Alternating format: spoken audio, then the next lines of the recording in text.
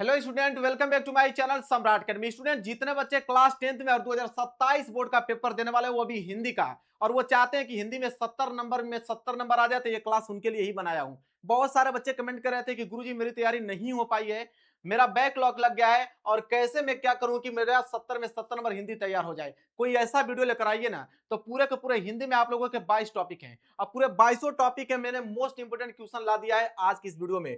पूरा का पूरा हिंदी यहाँ पे आप लोगों का समाप्त है। पूरा का पूरा हिंदी एक वीडियो में, पूरी हिंदी समाप्त। महा मैराथन क्लास लेकर आ गया हूं, 1 घंटे से पर क्लासेस चलेंगी। वीडियो को लाइक नहीं करना तो जरूर कर दीजिएगा आप लोग, और वीडियो को शेयर कर देना। इस वीडियो को उनके पास शेयर कर देना जिनकी तैयारी हो ही नहीं पाई है, ताकि इस वीडियो के माध्यम से उनकी तैयारी 70 में 70 में बिल्कुल क्लियर कर पाए। ये मेरा दावा है कि इस वीडियो को देखने के बाद आपके हिंदी में पूरा संपूर्ण तैयारी हो जाएगा, मात्र एक वीडियो को देखने से।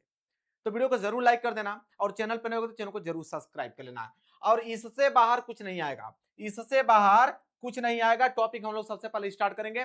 सबसे पहले आप लोगों का आता है ऑब्जेक्टिव प्रश्न। सबसे पहले ऑब्जेक्टिव प्रश्न को हम लोग कवर करने वाले हैं। देखिए, यह रहा बहुत प्यारा ऑब्जेक्टिव प्रश्न। ऐसे प्रश्न लेकर आए जो कि आपके एग्जाम में हिट करता है हर साल। यह है आपका ऑब्जेक्टिव प्रश्न। अगर आपको आ रहा है तो कमेंट में इसका आंसर जरूर बताइएगा।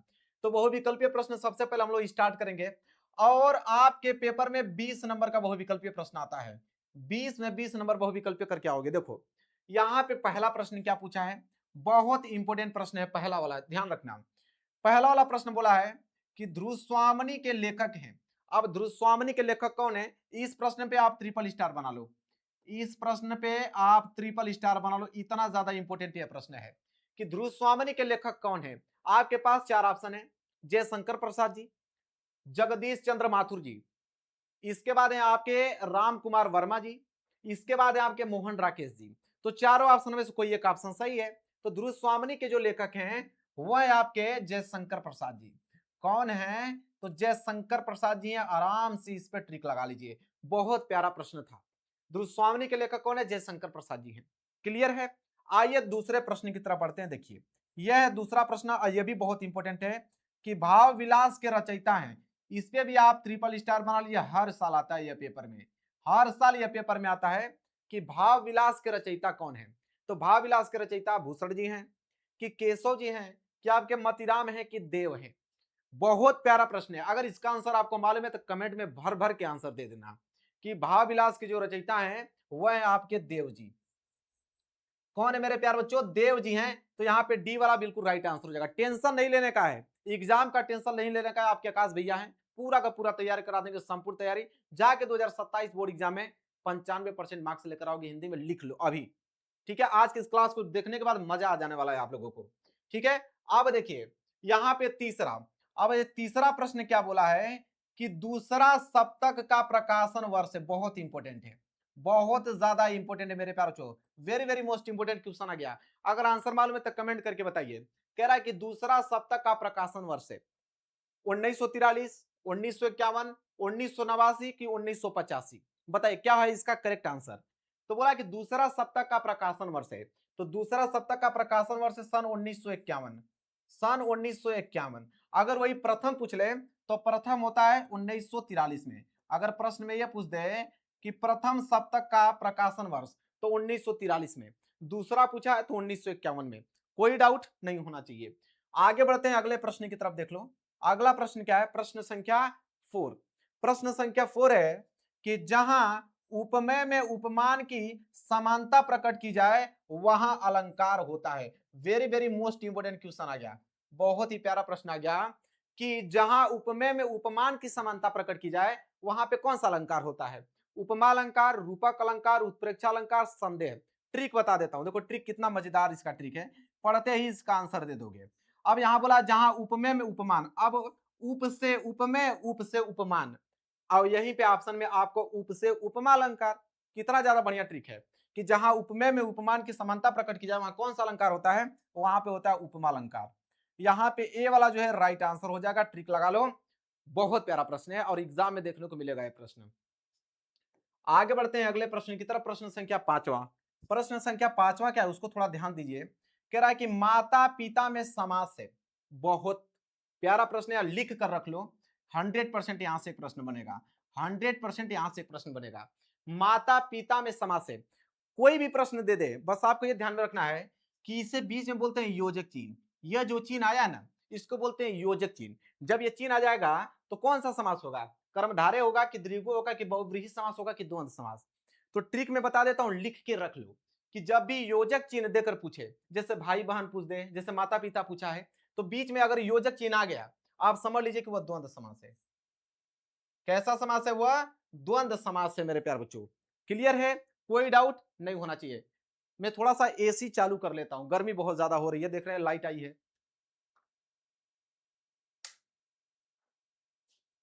क्या लाइट आई है? लाइट आई लाइट गई, लाइट आई लाइट गई, मतलब 1 घंटे का क्लास गर्मी में ही लेना पड़ेगा। आप देख रहे हो कितना पसीना हो रहा है, लेकिन कोई दिक्कत नहीं, आपके लिए सब कुछ हाजिर है। बस आप लोगों का अच्छा मार्क्स आना चाहिए क्लास 10th में। 95% लिख कर लेकर आना है आप लोगों को, मेरे चैनल का नाम रोशन करना है, बस मुझे इतना चाहिए और कुछ नहीं। लाइट आई, अभी एसी जस्ट चालू किया हूं, लाइट ऑफ हो गई है। पसीना कितना और आप देख ही रहे हो। इसे बोलते हैं स्ट्रगल, तो आपको भी स्ट्रगल करना है, अगर मैं आप लिख के लिए कर रहा हूं तो यहाँ पे देखिए प्रश्न संख्या 6 क्या है कि गुनाहों के देवता रचना की विधा है। अब बोला कि गुनाहों का देवता है वो रचना की विधा है, किस विधा की रचना है?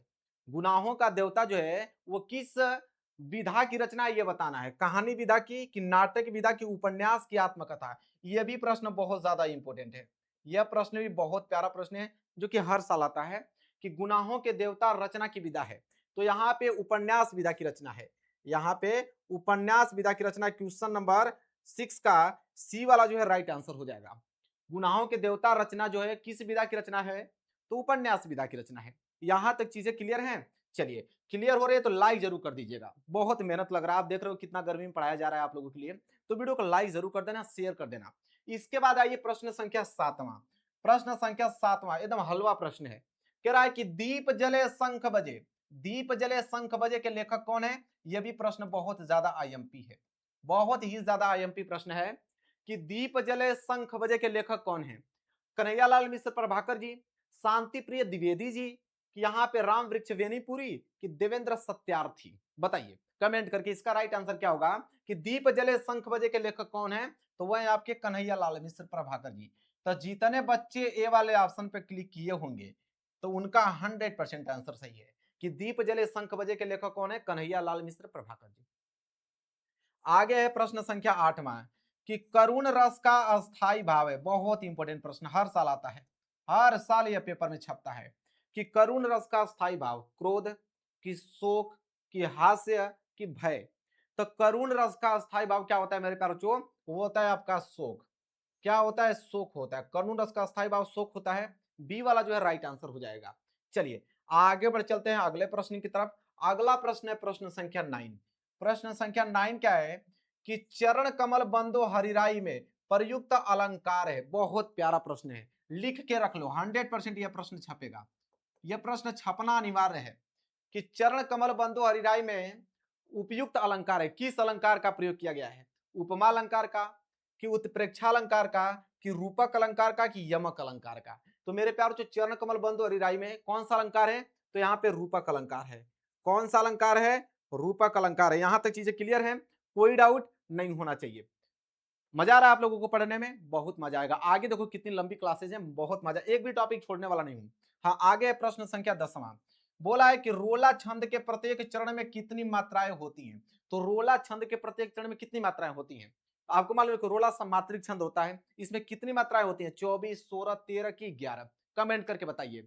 तो रोला छंद के प्रत्येक चरण में जो मात्राएं होती हैं वो 24 मात्राएं होती हैं। रोला छंद के प्रत्येक चरण में कितनी मात्राएं होती हैं? 24 मात्राएं। तो यहाँ पे हो जाएगा आपका ए वाला जो है बिल्कुल राइट आंसर हो जाएगा, 24 मात्राएं। आगे बढ़ेंगे प्रश्न संख्या 11 की तरफ। देखिए प्रश्न संख्या 11 क्या है? प्रश्न संख्या 11वां बहुत प्यारा प्रश्न है, नील कमल में समास से।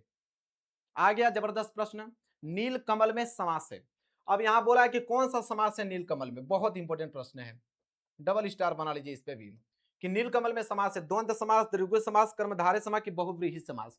तो नील कमल में समास जो है वो कर्मधारय समास है। लिख कर याद कर लो, लिख कर याद कर लो, प्रश्न छूटना नहीं चाहिए। नील कमल में समास है कर्मधारय समास। इसी तरह 12वां प्रश्न है, यह तो बहुत इंपॉर्टेंट ये भी प्रश्न है। लो भाई यह भी प्रश्न, इसका जवाब आप लोग दोगे, इसका जवाब आप लोग कमेंट में भर के दोगे। युष्मद शब्द की अगर हम सप्तमी विभक्ति एक वचन का रूप देखेंगे तो क्या होगा? अब युष्मत शब्द का जितना विभक्ति वचन है याद कर लेना पूरा, यहां से एक प्रश्न बनना अनिवार्य है आपके पेपर में कि युष्मत शब्द की सप्तमी विभक्ति और एक वचन का रूप क्या होगा? त्वा, कित्वत, कित्वई, कित्तुभ्यम। तो इसका राइट आंसर हो जाएगा त्वई। क्या हो जाएगा? त्वई। सी वाला जो है राइट आंसर हो जाएगा। हलवा बना देंगे, हलवा। मतलब कि जो पहला पेपर आपका हिंदी का पेपर है, तो हिंदी में जब फोड़ के आओगे ना 95%, तो आगे का सारा सब्जेक्ट में 95% फोड़ के आओगे। सबसे ज्यादा टेंशन तो पहले ही पेपर का होता है, लेकिन आज से आप लोगों को टेंशन बिल्कुल मुक्त हो जाएगा आज की इस वीडियो को देखने के बाद। चलिए आगे बढ़ते हैं, अगला देखिए क्या है। अगला है आपका यहाँ पे 13वां प्रश्न कि रचना के आधार पर वाक्य के कितने भेद होते हैं? तो रचना के आधार पर वाक्य के कितने भेद होते हैं? 8, 3 कि 4 कि इनमें से कोई नहीं? ये भी प्रश्न इंपोर्टेंट है। तो रचना के आधार पर वाक्य के कितने भेद होते हैं? 3 भेद होते हैं मेरे प्यारे बच्चों। कितने भेद होते हैं? 3 भेद होते हैं टोटल। इसके बाद आगे बढ़ेंगे, प्रश्न संख्या 14 बोला है कि अविकारी शब्द है, बहुत इंपॉर्टेंट। अविकारी शब्द से 1 नंबर का प्रश्न बनना अनिवार्य होता है, वो बनेगा, यही प्रश्न आएगा। अविकारी शब्द है इंद्र, गाय, यथासंभव कि आप। तो यहां बोला है अविकारी शब्द, तो अविकारी शब्द इसमें से जो है वो है आपका यथासंभव। क्या है? यथासंभव। यहाँ पे सी वाला जो है वो राइट आंसर हो जाएगा। मजा आ रहा है तो वीडियो को जरूर से जरूर लाइक कर देना। आगे बढ़ते हैं, अगले प्रश्न की तरफ देख लो। अगला प्रश्न है 15वां। आप इतना समझ लीजिए कि गर्मी इतना ज्यादा है कि रूम बंद करके पढ़ाना पड़ता है कि ताकि कोई अंदर एंट्री ना कर पाए, क्लास डिस्टर्ब ना हो पाए। तो रूम पूरा बंद है, टेम्परेचर आप देख रहे हो यहाँ पे 30 डिग्री 35 डिग्री सेल्सियस है, लाइट भी नहीं है, और ऊपर से इतना लाइट जल रहा है, गर्मी तो काफी हद तक है, आप देख पा रहे हो।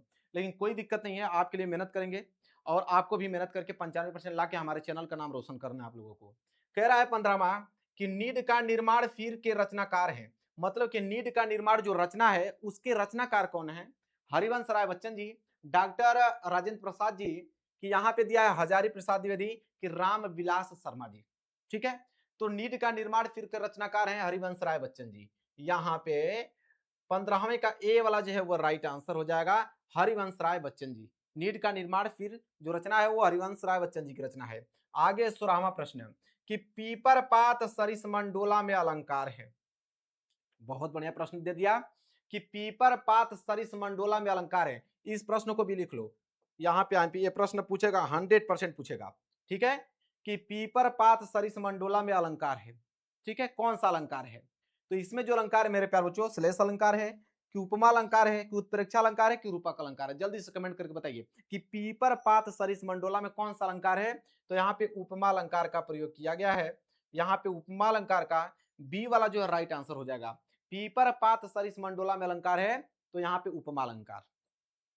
क्लियर है? चलिए आगे बढ़ेंगे, प्रश्न संख्या 17वें की तरफ। 17वां है कि निम्नलिखित में से सर्वनाम है। ठीक है, सर्वनाम को इंग्लिश में लोग क्या बोलते हैं? प्रोनाउन। सर्वनाम को इंग्लिश में क्या बोलते हैं? प्रोनाउन।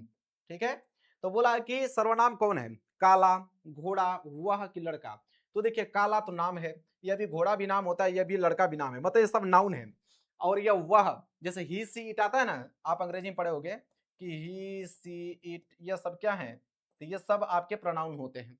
तो यहाँ पे ही मतलब वह आ गया, मतलब क्या है? आपका सर्वनाम है। क्लियर है? चलिए कोई दिक्कत नहीं होना चाहिए। 18वां प्रश्न देखिए क्या है। हास्य रस का अस्थाई भाव है। तो हास्य रस का अस्थाई भाव क्या होता है? हास होता है कि शोक होता है कि रति होता है कि जुगुप्सा होता है? तो करुण रस का अस्थाई भाव तो शोक होता है, अभी जस्ट हमने बताया था। हास्य रस का अस्थाई भाव हास होता है। हास्य रस का अस्थाई भाव हास होता है, ये वाला जो है राइट आंसर हो जाएगा। आगे बढ़ते हैं मेरे प्यारे बच्चों, अगला प्रश्न है प्रश्न संख्या 19। प्रश्न संख्या 19 है कि अनुरूप शब्द में प्रयुक्त उपसर्ग है। मतलब कि अनुरूप जो शब्द है उसमें अगर हम उपसर्ग देखेंगे तो क्या होगा? उपसर्ग जो आगे जोड़कर वाक्य को पूरा करता है। जैसे इसे तोड़ोगे अनुरूप को, तो यह टूटेगा अनुधन रूप के, अनुधन प्लस रूप के में टूटेगा। ठीक है, इस तरह टूटेगा अनु प्लस रूप के। अब यहाँ पे जो आगे जुड़ता है उसको बोलते हैं उपसर्ग। तो उपसर्ग आगे क्या जुड़ा है? अनु। तो ऑप्शन में देखिए अनु कहां दिख रहा है? सी वाला ऑप्शन जो है बिल्कुल राइट आंसर हो जाएगा। अगर उपसर्ग ना देकर प्रत्यय पूछता तो प्रत्यय हो जाता रूप, क्योंकि प्रत्यय लास्ट में जुड़ता है। तो दोनों चीज बता दिया आपको। प्रश्न संख्या 20वां कि प्रयोगवादी काव्य की विशेषता है। विशेषता आप जरूर से जरूर याद कर लीजिएगा, हर एक का, हर एक का, छायावादी युग का, प्रगतिवादी युग का, प्रयोगवादी युग का, सबका विशेषता याद कर लेना, वहां से एक प्रश्न कंपलसरी है। और यहाँ पे काल अवधि भी याद कर लेना। हालांकि इसमें मैंने एक प्रश्न नहीं लिया, लेकिन काल अवधि को मैं बता देता हूं, जैसे शुक्ल युग की काल अवधि, ठीक है, और आपका आधुनिक काल की युग, ठीक है। तो ये सब कुछ जितना काल से आता है तो काल अवधि से एक प्रश्न बनेगा, ठीक है। जिसे यह आपका विशेषता से बना है कि प्रयोगवादी काव्य की विशेषता कौन है, तो चित्रमयी कल्पना की प्रधानता, रूढ़ियों के प्रति विद्रोह, प्राकृतिक वर्णन, आश्रयदाताओं की प्रशंसा। तो यहाँ पे जो राइट आंसर हो जाएगा वो हो जाएगा रूढ़ियों के प्रति विद्रोह, रूढ़ियों के प्रति विद्रोह हो जाएगा।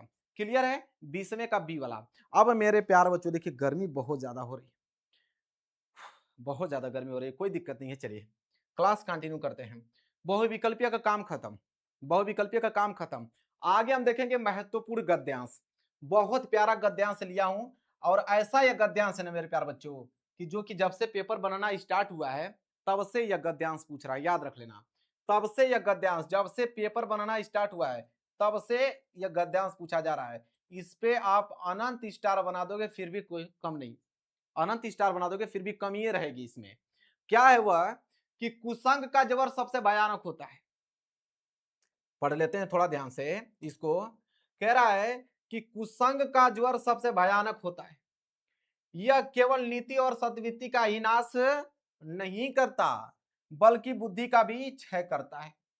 किसी युवा पुरुष की संगत यदि बुरी होगी तो वह उसके पैरों में बंदी चक्की के समान होगी, जो उसे दिन दिन अवनति के गड्ढे में गिराती जाएगी। और यदि अच्छी होगी, यदि अच्छी होगी तो सहारा देने वाली बाहु के समान होगी, जो उसे निरंतर उन्नति की ओर ले जाएगी। स्क्रीनशॉट ले लो इसका, इतना ज्यादा इंपॉर्टेंट है। अब ये गद्यांश दे दिया, इस गद्यांश के नीचे 3 प्रश्न रहेंगे। कितने? 3 प्रश्न। कौन कौन से? देखिए ये गद्यांश है, गद्यांश के नीचे 3 प्रश्न। पहला प्रश्न पूछा इसने कि उपयुक्त गद्यांश का संदर्भ लिखिए, उपयुक्त गद्यांश का संदर्भ लिखिए। अब ध्यान से देखिए, इसका हम लोग संदर्भ लिख रहे हैं। इसका संदर्भ कैसे लिखा जाता है? तो देखिए संदर्भ लिखने से पहले हम लोग उसका हिंट लिखते हैं, संकेत। तो संकेत कैसे लिखा जाता है? जैसे कुसंग का जोर, आगे का कुछ लाइन लिख लो, डॉट डॉट करते जाओ, लिखो और ले जाएगी। इससे एग्जामिनर को मालूम चल जाता है कि आपने कौन सा गद्यांश किया है। तो ऐसे आपको हिंट बना लेना है। यह किसका काम करता है मेरे प्यारो? जो यह संकेत का काम करता है। किसका? तो यह संकेत का काम करता है, याद रखना, संकेत का काम करता है। अब पहला प्रश्न बोला कि इस गद्यांश का संदर्भ लिखिए। देखिए संदर्भ में 2 ही चीज इंपॉर्टेंट होता है, एक तो आप पाठ का नाम बताइए और एक लेखक का नाम। 2 ही चीज इंपॉर्टेंट होता है कि पाठ का नाम और लेखक का नाम बताइए। तो संदर्भ लिखने का सबसे बेस्ट तरीका आपको बताता हूं, देखिए कैसे लिखा जाता है। तो पहला प्रश्न कर रहे हैं, पहले का उत्तर, फिर हेडिंग डालेंगे संदर्भ। कैसे लिखोगे? देखो लिखोगे यहां पे संदर्भ में कि प्रस्तुत गद्यांश, चाहे गद अवतरण कहिए या तो गद्यांश के, दोनों चीजें एक ही है। तो प्रस्तुत गद अवतरण या तो गद्यांश, तो प्रस्तुत गद्यांश आचार्य रामचंद्र शुक्ल द्वारा लिखित। मतलब इसको कौन लिखा है? तो इनको लिखे हैं कौन? आचार्य रामचंद्र शुक्ल जी। इनको कौन लिखे हैं? तो आचार्य रामचंद्र शुक्ल जी लिखे हैं। एवं हमारी पाठ्य पुस्तक हिंदी के गदखंड में संकलित मित्रता नामक निबंध से अवतरित है। मतलब मित्रता चैप्टर से लिया गया है, और इसके लेखक कौन है? आचार्य रामचंद्र शुक्ल जी हैं। ठीक है, आप चाहो तो डायरेक्ट ऐसे भी लिख सकते हो कि पाठ का नाम मित्रता और लेखक का नाम आचार्य रामचंद्र शुक्ल, बस। फिर भी आपको नंबर मिल जाएगा। कितने नंबर? 2 नंबर। यह प्रश्न कितने नंबर के लिए आता है? 2 नंबर के लिए, क्योंकि गद्यांश 6 नंबर के लिए आता है। 3 प्रश्न रहते हैं, 2-2 नंबर के हिसाब से आपको 6 नंबर मिलता है। तो 2 नंबर यहां से क्लियर हमने करा दिया। चलिए अब दूसरा प्रश्न देखेंगे। बोला है कि गद्यांश के रेखांकित अंश की व्याख्या कीजिए। मतलब कि रेखांकित अंश की व्याख्या, जहां तक अंडरलाइनिंग किया था, तो अंडरलाइन कहां से किया था? देखो यहां से स्टार्ट है और यहां पे समाप्त है, यहां तक अंडरलाइनिंग किया है। कह रहा है कि किसी युवा पुरुष की संगति यदि बुरी होगी तो वह उसके पैरों में बंदी चक्की के समान होगी, जो उसे दिन दिन अवनति के गड्ढे में गिराती जाएगी। और यदि अच्छी होगी तो सहारा देने वाले बाहु के समान होगी, जो उसे निरंतर उन्नति की ओर ले जाएगी। इसका हमें व्याख्या बताना है। जहां तक अंडरलाइनिंग किया ना उतना का ही हमें व्याख्या बताना है। तो चलिए देखिए इसका व्याख्या क्या हो जाएगा, उसको ध्यान समझिए। तो इसका व्याख्या लिखेंगे कैसे? यहाँ हेडिंग डालेंगे रेखांकित अंश की व्याख्या। ठीक है, हेडिंग डालने के बाद लिखेंगे कि शुक्ल जी कहते हैं, शुक्ल जी कहते हैं कि बुरी संगति घातक बुखार के समान हानिकारक होती है। ठीक है, जिस तरह कोई व्यक्ति यदि भयानक ज्वर से ग्रसित हो तो वह ज्वर उसके शरीर और स्वास्थ्य को नष्ट कर देता है तथा कभी कभी प्राण भी ले लेता है, उसी प्रकार बुरी संगति हमारी नैतिकता, सदाचार, मन तथा बुद्धि को भी नष्ट कर देती है। कहने का मतलब है, आचार्य रामचंद्र शुक्ल जी कहते हैं कि जो बुरी संगति होता है, जैसे गलत लोगों से अगर हम मित्रता कर लेंगे तो उतना ही घातक होता है जितना एक क्या होता है ज्वर से ग्रसित व्यक्ति, मतलब अगर आपको तगड़ा बुखार हो जाए, टाइफाइड, मलेरिया जैसा, तो बुखार क्या होता है, आपको धीरे धीरे आपके शरीर को नष्ट कर देगा। उसी तरह बुरी संगति अगर किसी गलत व्यक्ति से आपने मित्रता कर लिया है तो वो धीरे धीरे आपके सदाचार, मन, बुद्धि को नष्ट कर देगा। मतलब उसका व्यवहार कुछ अलग रहेगा, बात करने का तौर तरीका नहीं रहेगा उसका, कि समाज में किस तरह बात करते हैं उसी तरह आप भी सीख जाओगे। तो वही कह रहा, सदाचार, मन से भी बुद्धि मतलब भ्रष्ट हो जाएगी, आपकी सोचने की क्षमता बिगड़ जाएगी, पढ़ाई में मन नहीं लगेगा। तो वही उन्होंने कहा कि शुक्ल जी कहते हैं कि बुरी संगति घातक बुखार के समान हानिकारक है। जिस तरह वो अपने भयानक ज्वर से शरीर को क्या कर देता, नष्ट कर देता, उसी तरह अगर गलत संगत में पड़ जाओगे तो आपकी नैतिकता, सदाचार, बुद्धि को क्या कर देगा, नष्ट कर देगा। ठीक है, समझ में आ गया। तो हमेशा याद रखना लाइफ में कि कभी भी मित्रता कर रहे हो तो ऐसे लोगों से करो जो अच्छे व्यक्ति हों, जो आपको मतलब आगे बढ़ाने में मदद करें, उनका मन, विचार, सदाचार सब अच्छा रहे। ये नहीं कि गलत लोगों का संगत में आप पड़ जाओ। समझ में आया। अब देखेंगे यहाँ पे तीसरा प्रश्न। तीसरा प्रश्न क्या है यहाँ पे कि कुसंग का ज्वर क्या क्या नुकसान पहुंचाता है। कुसंग का ज्वर क्या क्या नुकसान पहुंचाता है। तो 2 नंबर यहां से क्लियर हो गया मुझे रेखांकित अंश की व्याख्या से। अब इसका क्लियर करेंगे कि कुसंग का ज्वर क्या क्या नुकसान पहुंचाता है, ये भी 2 नंबर का है। चलिए जानते हैं। तो तीसरे का उत्तर यहां पे लिखेंगे कि कुसंग का ज्वर नीति, सदाचार और बुद्धि को नष्ट कर देता है और यह मनुष्य को अवनति मतलब पतन के गड्ढे में गिराता है, मतलब गिराता जाता है। और यदि इसका प्रभाव अत्यधिक घातक हो तो यह व्यक्ति के जीवन और उसके प्राणों को भी संकट में डाल देता है। ठीक है, समझ में आ गया आप लोगों को कि अगर बुरी संगति पाओगे, कुसंग के ज्वर का मतलब यही है कि मतलब कि अगर गलत संगति में अगर पड़ गए आप तो आपका जीवन व्यर्थ है, समझ लीजिए बेकार हो जाएगा, कभी कभी तो प्राण भी ले लेगा। मतलब कहीं ऐसी स्थिति में आपको फंसा देगा कि आप वहां से निकल नहीं पाओगे। तो आप यहाँ तीनों प्रश्नों का उत्तर हमने बता दिया, नोट कर लो। तीनों के तीनों प्रश्नों को उत्तर बता दिया, 6 नंबर यहां से आपका क्लियर हो गया। आगे बढ़ते हैं मेरे प्यारे बच्चों। देखिए पसीना बहुत ज्यादा हो रहा है, बहुत ही ज्यादा, आप समझ सकते हो कितना ज्यादा गर्मी है। ठीक है, आगे बढ़ते हैं। देखो अब आ गया महत्वपूर्ण पद्यांश। अब यह पद्यांश वही पद्यांश ले लिया हूं जब से पेपर बनाना स्टार्ट है तब से यह पद्यांश पूछा जा रहा है कि चरण कमल बंदो हरिराई जाकी कृपया पंगु गिरी लगे, अंधे को सब कुछ दर्शाई, बहिरे सुने गंगू पुनि बोले, रंक चले सिर छत्र धराई, सूरदास स्वामी करुणा में बार बार बंदोत ही पाई। बहुत ज्यादा इंपॉर्टेंट यह पद्यांश, लिख कर ले लो, लिख कर ले लो कि यह पद्यांश आपके पेपर में आएगा। अब यहाँ पे 3 प्रश्न नीचे दिए गए हैं और तीनों ही प्रश्न कितने कितने नंबर के लिए हैं, 2-2 नंबर के लिए। तीनों ही प्रश्न कितने कितने नंबर के लिए हैं, 2-2 नंबर के लिए हैं। पहला प्रश्न क्या है कि उपयुक्त पद्यांश का संदर्भ लिखिए। तो चलिए संदर्भ लिख के दिखाते हैं। तो संदर्भ लिखने से पहले हम संकेत लिख लेंगे। संकेत का मतलब कि चरण कमल बंदो, मतलब शुरू की कुछ लाइन लिख लो, डॉट डॉट करते करते लास्ट की लाइन लिख लो, बंदो तिही पाई, ताकि एग्जामिनर को मालूम चल पाए कि आपने कौन सा पद्यांश किया है। तो संकेत लिखना बहुत ज्यादा कंपलसरी है। अब पहला प्रश्न करोगे, पहला प्रश्न क्या है, पहला प्रश्न का उत्तर संदर्भ। संदर्भ कैसे लिखा जाता है ये समझिए। बोला है कि प्रस्तुत पद हमारी पाठ्य पुस्तक हिंदी के काव्य खंड में संकलित पद शीर्षक से उद्धृत और इसके रचयिता श्री सूरदास जी हैं। मतलब कहने का मतलब यह है कि यह जो लिखा गया है पद्यांश वो हिंदी के काव्य खंड में संकलित पद शीर्षक से, किससे, पद शीर्षक से लिया गया है और इसके रचयिता कौन है, तो सूरदास जी है, इसके रचयिता सूरदास जी हैं। अब मेरे प्यार बच्चों इसका दूसरा प्रश्न पढ़ेंगे। दूसरा प्रश्न क्या बोला था यहाँ पे देखिए कि चरण कमल बंदो हरिराई में कौन सा अलंकार है। मेरे प्यारे बच्चों बहुविकल्पीय में प्रश्न आया था, बहुविकल्पीय में प्रश्न आया था कि चरण कमल बंदो हरिराई में कौन सा अलंकार है, रूपक अलंकार। देखिए उत्तर में यही लिखा है रूपक अलंकार। अभी हमने ऑब्जेक्टिव प्रश्न में इस प्रश्न को कराया था कि चरण कमल बंद हरिराई में कौन सा अलंकार है, रूपक अलंकार। दूसरा प्रश्न भी क्लियर कर दिया, 2 नंबर वहां से क्लियर हो गया आपका। इसके बाद तीसरा प्रश्न क्या है कि रेखांकित अंश की व्याख्या कीजिए। जहां तक अंडरलाइन किया होगा तो यहां से स्टार्ट है और यहां पे अंडरलाइन को समाप्त किया है। मात्र 2 लाइन का आपको व्याख्या बताना है कि चरण कमल बंदो हरिराई जाकी कृपया पंगु गिरी लगे, अंधे को सब कुछ दर्शाई। इसका हमें व्याख्या बताना है। चलिए देख लेते हैं व्याख्या। तो तीसरा का उत्तर लिखिए, तीसरा का हेडिंग डालिए रेखांकित अंश की व्याख्या। हेडिंग डालने के बाद आप लिखिए यहाँ पे कि प्रस्तुत रेखांकित अंश में कवि सूरदास जी प्रभु श्री कृष्ण के कमल रूपी चरणों की वंदना करते हैं, मतलब उनकी चरणों की वंदना करते हुए कहते हैं कि हे प्रभु, मैं आपके कमल रूपी चरणों की हम क्या करते हैं, वंदना करते हैं, जिसकी कृपया से, ठीक है, जिसकी कृपया से लंगड़ा व्यक्ति पर्वत लांग जाता है, अंधे व्यक्ति को सब कुछ दिखाई देने लगता है, अर्थात ईश्वर की दया से असमर्थ व्यक्ति भी समर्थ हो जाता है और जीवन के सभी अंधकार दूर हो जाते हैं। कवि कहते हैं कि किसे, श्री कृष्ण से कहते हैं कि आपके, ठीक है, कहते हैं कि आपके कमल रूपी चरणों की जिस पे वंदना पड़ जाएगी तो वो अंधा व्यक्ति को भी दिखाई देने लगता है, लंगड़ा व्यक्ति भी पर्वतों को लांग जाता है, ठीक है, और जो असमर्थ व्यक्ति होता है वो समर्थ होकर अपने जीवन के अंधकार को दूर कर जाता है।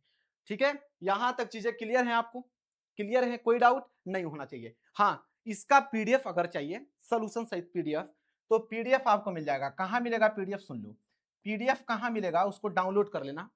इसी वीडियो के डिस्क्रिप्शन में मेरे ऐप का लिंक मिलेगा, मेरे ऐप का यहाँ पे लिंक मिलेगा, ऐप के लिंक को वहां पे डाउनलोड कर लेना और वहां मेरे एप्लीकेशन में सब पीडीएफ आपको फ्री में मिल जाएगा। ठीक है, चलिए आगे बढ़ते हैं, अगला प्रश्न देख लेते हैं। देखिए अगला प्रश्न आ गया जीवन परिचय। 5 नंबर के लिए जीवन परिचय आता है, याद रखना 3+2 के रूप में रहता है। 5 नंबर का जीवन परिचय पूछा जाता है। 3 नंबर तो जीवन परिचय पे पूछता है, 2 नंबर रचनाएं पे देता है। 3 नंबर जीवन परिचय पे, 2 नंबर रचनाएं, टोटल 5 नंबर मिलता है। ऐसा आप लोगों को मैं जीवन परिचय बता देता हूं कि इससे बाहर नहीं आएगा, मतलब ये तो पूछेगा ही पूछेगा 100%। आचार्य रामचंद्र शुक्ल जी का, आचार्य रामचंद्र शुक्ल जी का 100% देगा। कैसे लिखोगे जीवन परिचय, देखो लिखना कि हिंदी युग के प्रवर्तक कौन, साहित्यकार, हिंदी युग के प्रवर्तक साहित्यकार कौन, आचार्य रामचंद्र शुक्ल का जन्म जो हुआ था वो कब हुआ था, 1884 ईस्वी में। 1884 ईस्वी में इनका जन्म हुआ, कहां पे, बस्ती जिले के अगोना ग्राम में, अगोना ग्राम में इनका जन्म हुआ था। इनके पिता का नाम था चंद्रबली शुक्ल, पिता का नाम क्या था, चंद्रबली शुक्ल, याद रखिएगा। मिर्जापुर के वो कानूनज्ञ थे। इनकी माता पिता, ठीक है, मतलब इनकी जो माता थी, इनकी माता अत्यंत विदुषी और धार्मिक महिला थी। इसके बाद लिखना कि इनकी प्रारंभिक शिक्षा राठ नामक तहसील में हुई। उनकी प्रारंभिक शिक्षा कहां पे हुई, राठ नामक तहसील में हुई। और यह मिशन स्कूल से 10वीं की परीक्षा पास किए। गणित में आगे लिखेंगे कि गणित में कमजोर होने के कारण आगे नहीं पढ़ पाए। बाद में इन्होंने मिर्जापुर के न्यायालय में नौकरी आरंभ कर दी। कुछ वर्षों के बाद यह नौकरी छोड़कर मिशन स्कूल में चित्रकला के अध्यापक बन गए। जिस स्कूल में उन्होंने पढ़ा था, हाई स्कूल का एग्जाम दिया था, उन्होंने पास किया था, उसी स्कूल में क्या हो गए वो, कि मिशन स्कूल में चित्रकला के अध्यापक बन गए। और देखिए मिशन स्कूल से ही उन्होंने 10वीं की परीक्षा पास किया था। इसके बाद लिखे अध्यापक कार्य करते हुए ही इन्होंने अनेक कहानी, कविता, निबंध एवं नाटककारों की रचना की और कुछ समय तक ये जो है वो काशी नागरी प्रचारणी पत्रिका का भी वो संपादन किए हैं। और स्वाभिमानी और गंभीर प्रकृति का हिंदी का यह दिग्गज साहित्यकार सन 1941 ईस्वी में स्वर्गवासी हो गया। ठीक है, इतना पॉइंट लिखोगे तो आपको मिलेगा 3 नंबर। अब 2 नंबर कहां मिलेगा, वो मिलेगा रचनाएं पे। तो इनकी महत्वपूर्ण रचनाएं कौन कौन सी हैं, तो वह है चिंतामणि, वह है आपके रस मीमांसा, वह है आपके विचार विधि। ठीक है, कम से कम 2-3, कम से कम रचनाएं तो आपको लिखना ही है एग्जाम में। यह है भाई आचार्य रामचंद्र शुक्ल का जीवन परिचय, इतना सरल, एक ही पेज में लिखकर चले आओगे मेरे प्यारे बच्चों, एक ही पेज में लिखकर चले आओगे। क्लियर, चलिए। तो यह किसका था, आचार्य रामचंद्र शुक्ल, जो कि एक लेखक हैं। तो यह लेखक का जीवन परिचय है। अब कवि का भी जीवन परिचय पूछता है 5 नंबर के लिए, अब उनको भी देखेंगे। चलिए अब आ गए कवि। कवि जी कौन, तुलसीदास जी।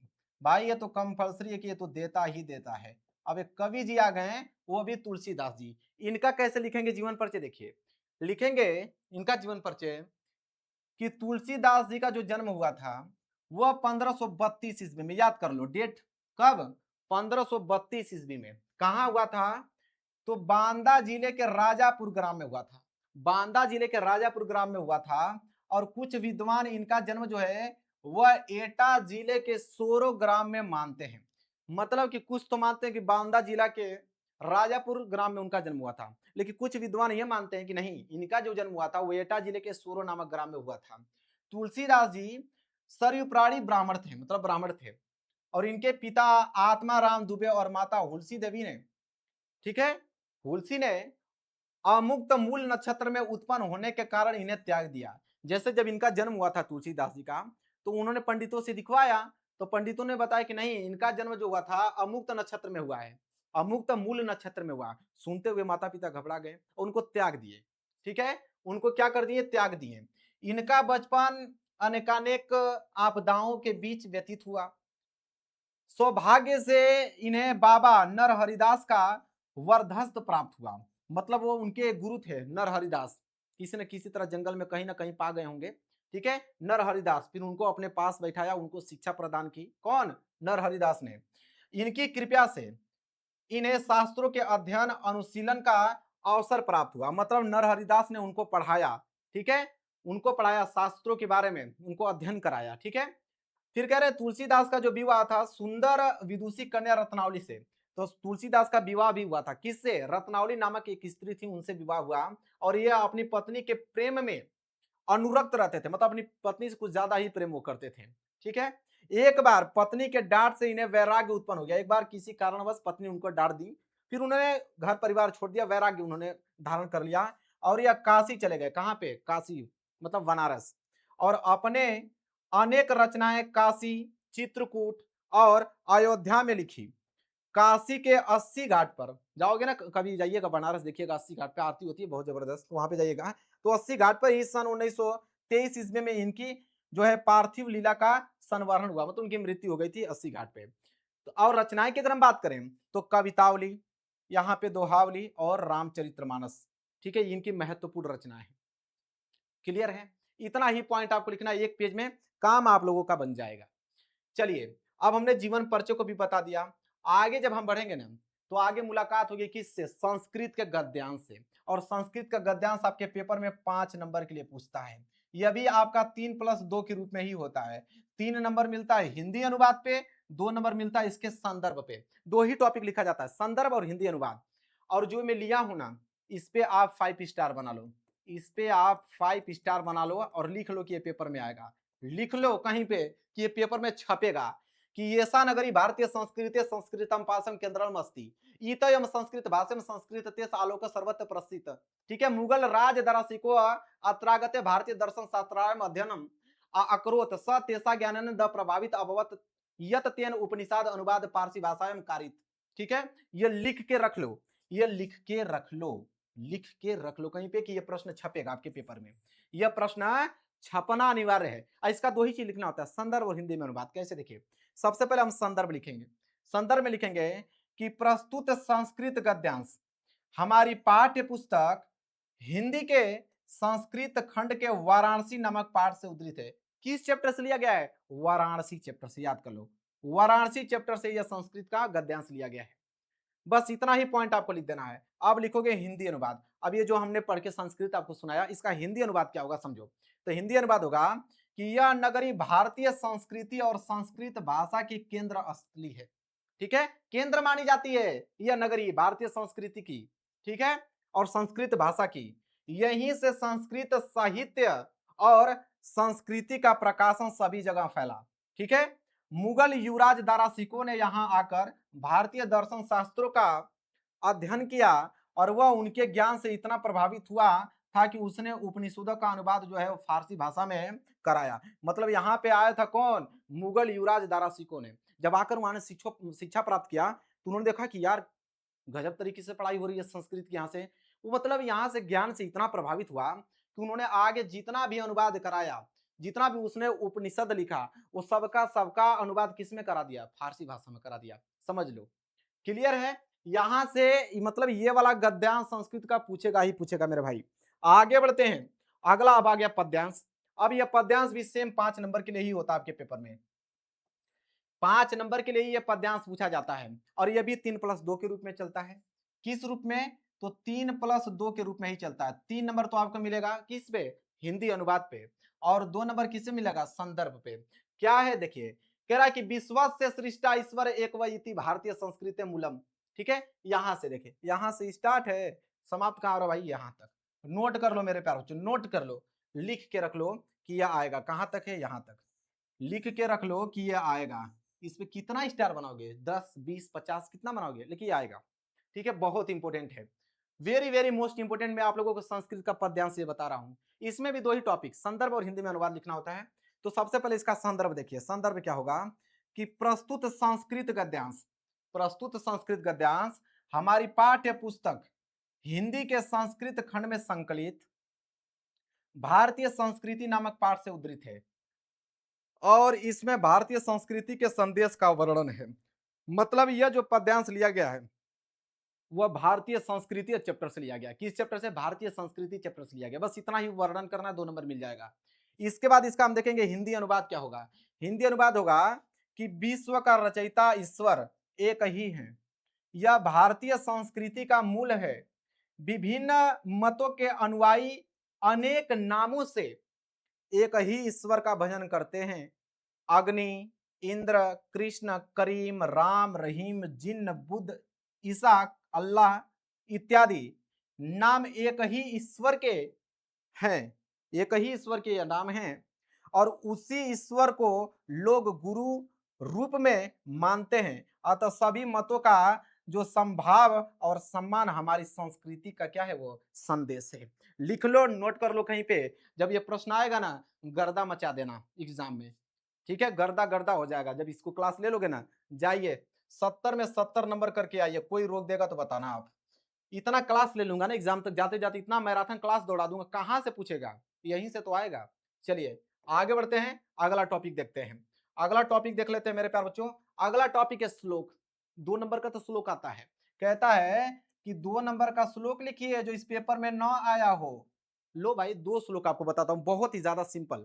यह है आपका पहला श्लोक और यह है आपका दूसरा श्लोक।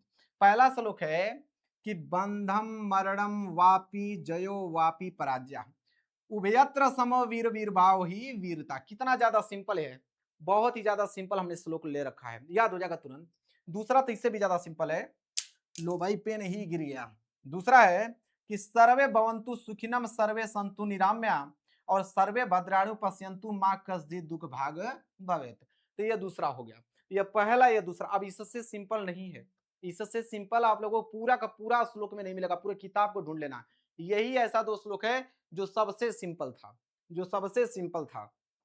चलिए श्लोक भी आपने कंप्लीट कर लिया, 2 नंबर यहां से क्लियर हो गया। चलिए आगे बढ़ते हैं। आगे है पत्र लेखन। पत्र लेखन आपके पेपर में 4 नंबर के लिए पूछता है मेरे प्यारों। 4 नंबर के लिए पत्र लेखन। ये वाला पत्र लेखन हर साल आता है, हर साल आता है यह पत्र लेखन। 5 स्टार बना लो। कितना स्टार बनाओगे? 5 स्टार, रुकना नहीं, पहले 5 स्टार बना लो। इस पे क्या बोला है कि अपने मोहल्ले की नलियों की समुचित सफाई के लिए नगर निगम के स्वास्थ्य अधिकारी को पत्र लिखे। मतलब कि अगर आपके गांव में जो नाली है वो नाली सफाई नहीं हो रही है, उसी तरह कचरा फैला हुआ है और उस गंदगी के कारण आपके गांव में बीमारियां फैल रही है, महामारी फैल रही है, तो उसके लिए अपने नजदीकी जो है होंगे स्वास्थ्य अधिकारी, नगर निगम के स्वास्थ्य अधिकारी, उनको आप पत्र लेखन कैसे लिखोगे? 4 नंबर के लिए था, हर साल आता है। तो लिखने का तरीका बहुत सिंपल है। सबसे पहले आप लिखोगे क्या? सेवा में। सेवा में लिखने के बाद अब कामा जरूर लिखाइएगा। एग्जामिनर कामा को बहुत नोटिस करता है, तो कामा नहीं लगाओगे ना तो आधे नंबर काट लिए जाएंगे। अब बताइए एक कामा का महत्व कितना है कि कामा नहीं लगाएंगे तो आधा नंबर कट जाएगा। तो सेवा में कामा लगाइए, स्वास्थ्य अधिकारी, इसके बाद फिर कामा लगाइए, फिर नगर निगम वाराणसी, जहां के भी वो नगर निगम के होंगे, जहां भी आपका नगर निगम होगा, जिस भी क्षेत्र से आप बिलोंग कर रहे होंगे, तो नाम लिख देना है नगर निगम वाराणसी। इसके बाद विषय। अब विषय क्या होता है कि विषय में आप लिखो कि किसके बारे में आप ये पत्र लेखन लिख रहे हो। तो विषय में लिखोगे कि नालियों की समुचित सफाई करवाने हेतु हम प्रार्थना पत्र लिख रहे हैं। ठीक है, लिखना महोदय, इसके बाद फिर कामा लगाना, फिर लिखना कि सविनय निवेदन है कि मैं आपके नगर के अपने नगर का नाम जो भी होगा लिख लेना है। ठीक है, अपने नगर के मोहल्ले का निवासी हूं। जैसे आपका नगर का मतलब वाराणसी है तो आप वाराणसी लिख दीजिएगा। ठीक है, कि मैं आपके नगर के वाराणसी मोहल्ले का निवासी हूं और हमारे क्षेत्र की नालियों की नियमित सफाई नहीं होने के कारण उनमें गंदा पानी और कूड़ा कचरा जमा हो गया है, इससे दुर्गंध फैल रही है तथा मच्छरों की संख्या जो है वो भी बढ़ रही है। जिससे बीमारियों के फैलने की जो आशंका है वो बनी हुई है, जिससे बीमारियों की फैलने की आशंका बनी हुई है। इसके आगे और लिखना है आपको, फिर लिखना है कि इस समस्या के कारण स्थानीय निवासियों को काफी परेशानियों का सामना करना पड़ रहा है। ठीक है, बरसात के दिनों में स्थिति और भी गंभीर हो जाती है तथा नालियों का जो पानी है वह सड़कों पर बहने लगता है। नालियों का पानी कहाँ जाता है? सड़कों पर आ जाता है। अतः आपसे विनम्र अनुरोध है कि हमारे क्षेत्र की नालियों की शीघ्र एवं समुचित सफाई करवाने की कृपा करें ताकि क्षेत्रवासियों को स्वच्छ एवं स्वस्थ वातावरण प्राप्त हो सके। यहाँ पे खड़ी पाई, इसके बाद लिखना धन्यवाद। फिर भवदीय, भवदी में नाम, अपना देखिए एग्जाम में अपना नाम नहीं डालना है, एग्जाम में अपना नाम नहीं डालना है, आप लिखना क ख ग। इसके बाद यहाँ पे है पता, तो पता में कोई भी एक डाल लेना, जैसे वाराणसी है, ठीक है, कोई भी एक पता में ऐसे वाराणसी डालना है। दिनांक मेंशन नहीं करना, आप दिनांक में ऐसे लिख सकते हो कि 8/4/2000, यहाँ पे ऐसे लिख दो। स्थान की अगर हम बात करें तो किसी भी एक स्थान का नाम यहाँ पे मेंशन कर देना, कोई भी XYZ। क्लियर है? अब जाके ये आप लोगों का पत्र लेखन बिल्कुल कंप्लीट, एग्जामिनर 4 नंबर देगा और लिख के रख लो कि ये आएगा। नलियों की समुचित सफाई के लिए नगर निगम अधिकारी को एक पत्र लिखिए, ये आएगा ही आएगा, इस बात को आप मान लो। इसके बाद है अगला, अब आ गया निबंध। निबंध तो आपके पेपर में 7 नंबर के लिए आता है मेरे प्यार बच्चों। और एक ऐसा निबंध बताने वाला हूं, जब से पेपर बनना स्टार्ट हुआ तब से यह निबंध पूछ रहा है, जब से पेपर बनाना स्टार्ट हुआ तब से यह निबंध आ रहा है लगातार कि प्रदूषण की समस्या और समाधान। ठीक है, विषय पर आप निबंध लिखिए कि प्रदूषण की समस्या तथा समाधान पे एक निबंध लिखिए।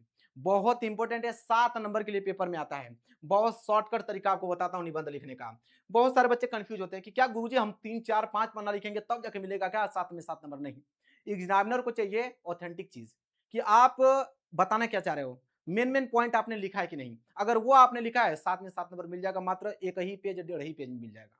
और बना बना के लिखे हो, कचरा जैसा लिखे हो 3 4 पेज, नंबर नहीं मिलने वाला है, क्योंकि एग्जामिनर को भी मालूम होता है कि कौन आपने सही लिखा क्या गलत लिखा है। इसके बाद देखिए क्या है, प्रस्तावना। पहले हेडिंग क्या होना चाहिए? प्रस्तावना। प्रस्तावना बहुत बहुत किताब में भूमिका भी दिया है, तो आप कंफ्यूज मत होइएगा, क्योंकि प्रस्तावना और भूमिका दोनों चीज एक ही होता है। ठीक है, तो प्रस्तावना में लिखना कि प्रदूषण आज की एक गंभीर समस्या है। यह मनुष्य, पशु पक्षियों तथा पर्यावरण के लिए हानिकारक है, पर्यावरण के लिए हानिकारक है। अब दूसरी हेडिंग डालोगे यहाँ पे कि प्रदूषण के प्रकार, कि प्रदूषण कितने प्रकार के होते हैं। तो पहला डालोगे वायु प्रदूषण, इसमें लिखना कि वाहनों और कारखानों से निकलने वाले धुओं के कारण वायु प्रदूषण हो जाते हैं। वायु प्रदूषण किससे होते हैं? तो वाहनों और कारखानों से। वाहन गाड़ी चलाते हो, उसका जो धुआं निकलता है, कारखाना बड़े बड़े फैक्ट्रियां, उसका जो धुआं कचरा निकलता है, तो वो धुआं वातावरण में ही फैलता है, वायु में ही फैलता है। ठीक है, तो वायु को दूषित कर देता है, तो वायु प्रदूषण। इसके बाद जल प्रदूषण, देखिए जल प्रदूषण कह रहा है कि नदियों, तालाबों और झीलों में गंदगी तथा रासायनिक पदार्थों के मिलने से जल प्रदूषण हो जाता है। बिल्कुल ठीक है, नदियों में, तालाबों में, झीलों में जो गंदगी फैली जाती है, कचरा फेंका जाता है, ठीक है, डस्ट चली जाती है, तो जल ही तो है, तो जल में जब कचरा जाएगा तो उसको दूषित ही तो करेगा, दूषित करेगा तो जल प्रदूषण हो गया। ध्वनि प्रदूषण किसे कहते हैं? कि वाहनों के हॉर्न, लाउड स्पीकर और मशीन की तेज आवाज से ध्वनि प्रदूषण होता है। आप ही बताइए कि डीजे इतना तगड़ा तगड़ा बज रहा है, सुन पाएंगे? कान फट के हाथ में आ जाएगा, यहाँ कान जो है फटेगा तुरंत, आप लोगों का ब्रेन हेमरेज हो जाएगा। समझ रहे हैं? तो ये सारी चीजें हैं। तो ये वाहनों के हॉर्न, लाउड स्पीकर और मशीन की तेज आवाज से जो है होता है ध्वनि उत्पन्न होता है, उससे होता है आपके ध्वनि प्रदूषण। इसके बाद है मृदा भूमि प्रदूषण। मृदा प्रदूषण किसे कहते हैं, इसको जानिए। ये हो जाएगा आपका प्लास्टिक, रासायनिक उर्वरकों तथा कचरे के कारण भूमि प्रदूषित हो जाता है। अब भूमि में कोई भी कचरा गाड़ देते हैं हम लोग, रख देते हैं उसमें, ठीक है, बहुत सारे उर्वरकों का उपयोग कर देते हैं, जिसका भूमि क्षरण हो जाता है, नष्ट हो जाता है, भूमि खराब हो जाती है, तो उससे हो जाता है मृदा प्रदूषण। इतना पॉइंट लिखने के बाद आगे लिखना, इतना पॉइंट लिखने के बाद अगली हेडिंग रहेगा प्रदूषण के कारण है। प्रदूषण के कौन कारण है? तो लिखना पेड़ों की कटाई, ज्यादा मात्रा पे पेड़ कट रहे हैं, जिसके मेन कारण है प्रदूषण का। बढ़ते उद्योग, ज्यादा उद्योग बढ़ रहे हैं, फैक्ट्रियां बढ़ रही हैं, वाहनों का धुआं, ज्यादा गाड़ियां बन रही है लेकिन सर्विसिंग कोई नहीं करा रहा है। गाड़ी पे चढ़ने का सबका शौक है, लेकिन सर्विसिंग कोई नहीं करा रहा है, धुआं निकल रहा है, ठीक है, प्रदूषण फैल रहा है, बस चलाने से मतलब है। और प्लास्टिक का अत्यधिक उपयोग, आजकल आदमी प्लास्टिक, प्लास्टिक गलता है जी, प्लास्टिक यहाँ पे फेंक दीजिए ना, 10 दिन बाद देखिए वो उसी का उसी तरह रहेगा, गलबे नहीं करेगा वो। तो प्लास्टिक का अत्यधिक उपयोग प्रदूषण के मुख्य कारण है। प्रदूषण के आप समाधान देखेंगे कि प्रदूषण का समाधान कैसे हो सकता है। देखिए, हमें अधिक से अधिक पेड़ लगाने चाहिए। आज ही प्रण लिख लो, आपको भी एक साल में कम से कम 3-4 पेड़ तो लगाने ही चाहिए। मैं तो खुद लगाता हूँ, ठीक है? तो यहाँ कह रहा है हमें अधिक से अधिक पेड़ लगाने चाहिए, स्वच्छता बनाए रखनी चाहिए, साफ-सफाई बहुत ज़्यादा इंपॉर्टेंट है।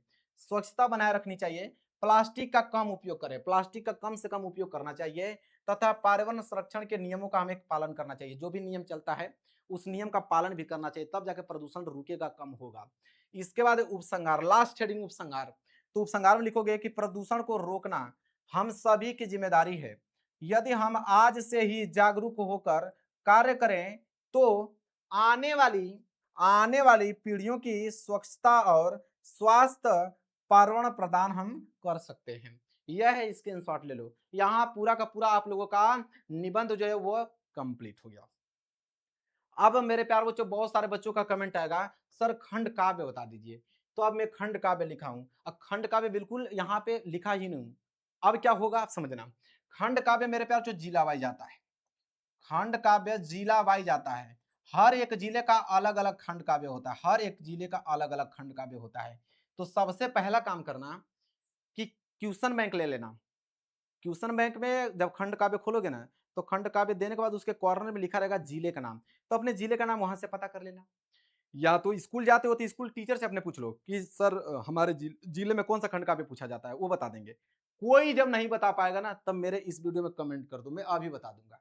कमेंट जैसे ही करोगे, मैं रिप्लाई में आपको बता दूंगा कि भाई साहब आप इस जिले से बिलोंग करते हैं, तो आपको ये खंड काव्य याद करना है और वही खंड काव्य आपको पेपर में करना है। गुरुजी, कोई दूसरा अगर हम कर देंगे तो क्या नंबर मिलेगा? एक भी नंबर नहीं। कोई दूसरे डिस्ट्रिक्ट से कर दोगे, एक भी नंबर नहीं मिलेगा। आपको वही करना जो आपके डिस्ट्रिक्ट में पूछा जाता है। अब मेरे प्यारों से थोड़ा ध्यान से देख लेना एक बात, थोड़ा ध्यान से देख लेना कि ये है आपकी हिंदी की क्लास समाप्त। पूरा का पूरा हिंदी हमने क्या कर दिया, एक क्लास में पूरा का पूरा समाप्त कर दिया। वीडियो अगर पसंद आए तो वीडियो को जरूर लाइक कर देना। चैनल पर नए हो तो चैनल को जरूर सब्सक्राइब कर लेना। पीडीएफ इसका मिल जाएगा, मेरे वीडियो में डिस्क्रिप्शन में लिंक है। इसी वीडियो के डिस्क्रिप्शन में लिंक मिलेगा एप्लीकेशन का, एप्लीकेशन को ज्वाइन कर लीजिए और वहां पे पीडीएफ आपको फ्री में मिल जाएगा। चलिए मिलेंगे नेक्स्ट वीडियो में, तब तक के लिए धन्यवाद।